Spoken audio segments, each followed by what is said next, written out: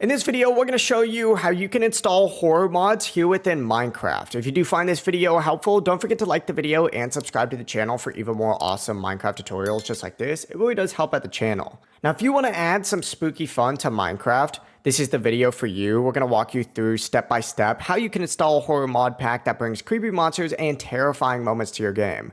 First things first, if you are in Minecraft, go ahead and close out of it. This does include the launcher. Then go ahead and open up a browser of your choice and go to Modrinth.com. Once you do get to Modrinth.com, go ahead and click on this little section that says Get Modrinth App up at the very top, and then hit Download Modrinth App. It's going to go ahead and download a launcher for you just like so. Click on that launcher once it finishes installing, hit yes on the little pop-up that's going to happen, and then go through this section and download the app. Now, I already have it installed, so I'm going to close out of this, but once you do install it, open it up. Now keep in mind, in order to do this, you will need to already have Minecraft installed and own it through your Microsoft account, because once you get into the app, just log into your account up in the top right corner. It might be on this left sidebar as well. I recommend checking out to see where it is, but log in first and then head over to this left sidebar, and what you're going to see is this little section that says Discover Content. Click on that just like so, and what you're going to want to type in is actually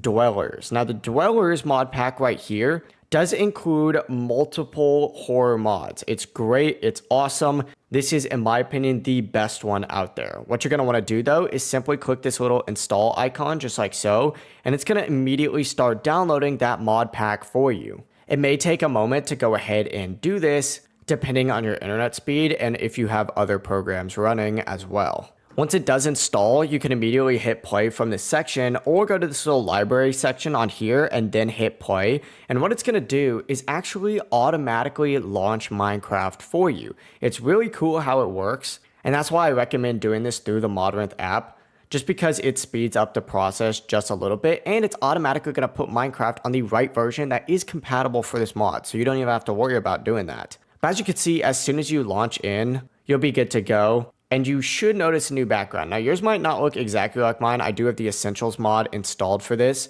so I can play it with friends. But essentially, go ahead and get loaded into a world. I'm going to just put it on creative for this example. And you'll notice the differences almost immediately. It's really cool. You can check the mods tab to see exactly what's included. You can adjust settings to customize your gameplay, but you should notice the differences immediately. And this completely changes up Minecraft, and it looks phenomenal as well. I love how it looks. I even love the changes to the walking animation. It looks great. But yeah, if you do have any questions, don't hesitate to ask us down in the comment section below. And remember to like and subscribe for even more tutorials just like this. Have a great rest of your day.